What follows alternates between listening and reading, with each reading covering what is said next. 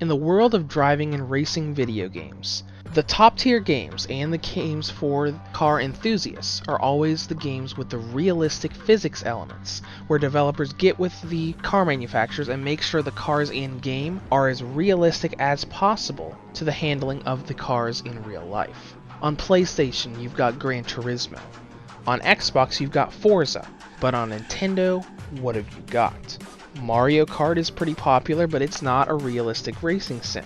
Now, Eden Games, who have been making racing games for almost 25 years now, have created a Nintendo Switch version of their popular Gear Club mobile game, which promises over 200 racing events and very realistic driving physics for all of their cars.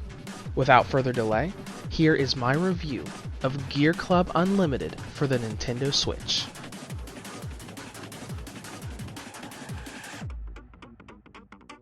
Gear Club Unlimited is a 3D arcade-style racing game with a few light sim building elements in the mix. But before we get into the actual game, we need to talk about something. Gear Club Unlimited used to be Gear Club, which is a free-to-play game you can get on iOS and Android. So, what's the difference between Gear Club and Gear Club Unlimited? From all the research I've done, here are the changes I've noticed. In-app purchases have been removed, giving you an unlimited supply of rewinds for races. All of the in-game achievements that used to give you gold for in-app purchases now give you normal cash for buying new cars. There are a couple new control options available that were not available on mobile, and the graphics have been slightly enhanced. Aside from those 4 points, it's pretty much the same game content-wise. Same races, same cars, you get the idea. Now, progression in the game is based off of locked areas on the map. When you first start the game, you'll have access to the Tier 1 cars and the Tier 1 races. When you win races, you get gold stars, and when you get more gold stars, you can unlock new areas of the map, which unlocks new championships, new races, new dealers for higher tier cars, higher tier races. And the process kind of repeats as you keep racing, keep winning, and keep unlocking more and more difficult races all over the map. Now, aside from races and unlocking parts of the map, you've got the performance shop, which is one of the most unique aspects of this game. This big performance shop building is where you can buy, place, and upgrade all of your different facilities for tuning up your cars, like upgrading the engine, upgrading the aerodynamics to increase speed, or changing the paint color, adding wings or body kits to your cars. But this whole building can be customized. You can expand all the areas where you can place your stuff, you can place your stuff anywhere you want to, you can rotate your facilities, you can place decorative items around. There's just a lot you can kind of build in a sim-like fashion in this performance shop that I have not seen in previous racing games. Now, when you get out into races, there are basically two types of race environments. There are normal asphalt tracks for normal races, and there are dirt tracks for rally races, which have their own class of upgrades that you can put on any of the cars, so that anything you buy can technically be a rally car. Now, the main point of a race, no matter what kind of race you're doing, cross the finish line in first place. But one thing to notice about the races and the fact that the Nintendo Switch is a handheld platform is that the races are bite-sized. The longest race I ever did on this game was a little over 3 minutes long, with most of them only lasting about 2 minutes. This means that you won't have to race very long before you get your rewards and keep going, and this makes it perfect for on-the-go travel, where I can go on my break at work, have a 15-minute break, and I've got plenty of time to eat and get 2 or 3 races in before I have to go back. Now let's talk about flexibility. One of the most interesting features in this game is the rewind feature. In any race at any time, you can tap the X button to freeze time and literally rewind your race back up to about 10 seconds, I think, and you can resume from any point. Now, this is useful because, one, you can use it to fix mistakes, so you don't have to retry the entire race if you screw up a turn. Or you can repeatedly rewind right before a specific curve if you're having trouble to help you master it. On the mobile version of the game, you had a limited supply of these, and you had to spend real money on in-app purchases to get more. But on the Nintendo Switch, no microtransactions, which means you have an infinite supply of rewinds. And to further detail the amount of flexibility in the game, the difficulty itself can be tweaked and set, whether you're a casual racing fan or a hardcore racing fan. You got difficulty settings for the AI that you can actively change in the middle of a race. And you've also got these driving assist features that will allow the AI to influence parts of your own car, like changing gears automatically, braking for turns, and even the acceleration itself. If you wanted to be really casual, you could set it so that all you have to do is turn.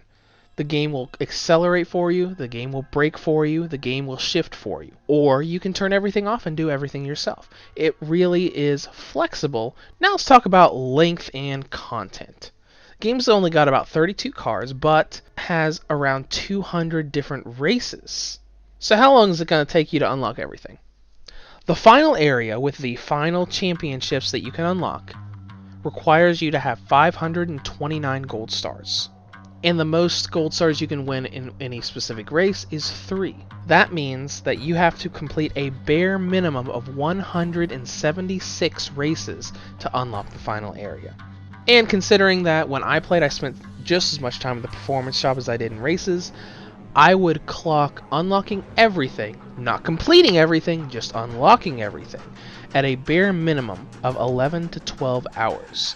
That's assuming you never repeat races to grind for money. Outside of unlocking everything, you've also got your online daily race so you can race and compare your times on online leaderboards, and you got multiplayer split screen. But that's also something to note, there is no proper online multiplayer. There is local multiplayer, but no online.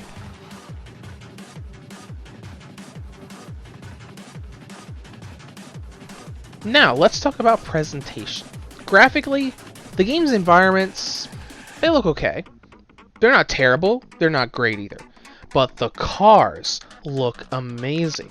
There was a huge amount of detail thrown into each individual car.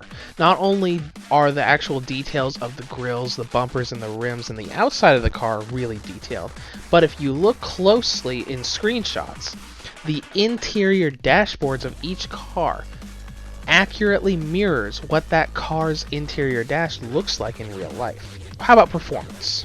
The frame rate is a solid 30 FPS and it never drops below that. The game runs pretty much perfectly as far as frame rate goes. But there is a glitch I want to talk about. I'd say at least half a dozen times when I played the game, I'd go into a race and I would randomly get a situation where the controls would no longer work properly. The left analog stick would start rotating the camera instead of moving the car, and the braking and acceleration just wouldn't work at all. Now if this happens, just quit out of the event to the overworld map, re-enter the event, and it'll work fine. It's kind of a minor-ish inconvenience, but it's something that happens very often and it's pretty annoying. Now, battery life. Considering how bite-sized the races are and how the environments are considerably less detailed than the cars, I was hoping for kind of decent battery life, above average, and that's exactly what I got. Here are my times from 100% to 0%. Maximum brightness with Wi-Fi on, 3 hours and 8 minutes.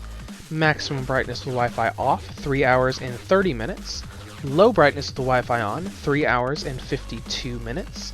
Low brightness with the Wi-Fi off, 3 hours and 58 minutes. So, you're going to get about 3 to 4 hours per charge. That's slightly above the average. In conclusion, Gear Club Unlimited can really be defined as a bite-sized, realistic racing experience for your on-the-go travels. Now, it doesn't have multiplayer, and it's got a control glitch that makes redoing races pretty inconvenient. But it's got more than enough content and length to justify paying for it this time around.